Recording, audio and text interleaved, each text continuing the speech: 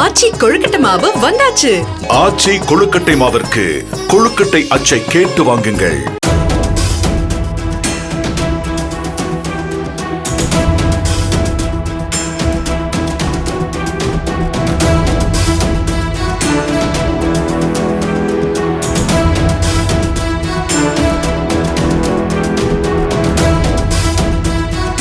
ராமநாதபுரம் மாவட்டம் உச்சிப்புளி அருகே மின்கம்பிகளை திருட கம்பத்தில் ஏறிய இளைஞர் மின்சாரம் தாக்கி உயிரிழந்தார். பாலமுருகன் என்பவர் மீது மின்கம்பி திருட்டு தொடர்பான வழக்கு நிலுவையில் உள்ள நிலையில் அதிகாலை சில காப்பர் மின்கம்பிகளை அவர் வெட்டி திருடியதாக கூறப்படுகிறது. மேலும் திருடுவதற்காக மற்றொரு மின்கம்பத்தில் ஏறியபோது உடலில் மின்சாரம் பாய்ந்ததால் மின்கம்பத்தில் தொங்கிய நிலையில் அவர் இறந்ததாக போலீசார் தெரிவித்தனர்.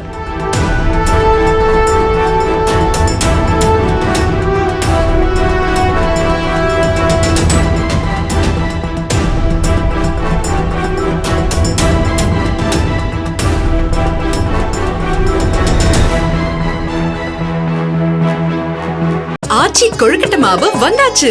ஆச்சி கொழுக்கட்டை மாவிற்கு கொழுக்கட்டை அச்சை கேட்டு வாங்குங்கள்.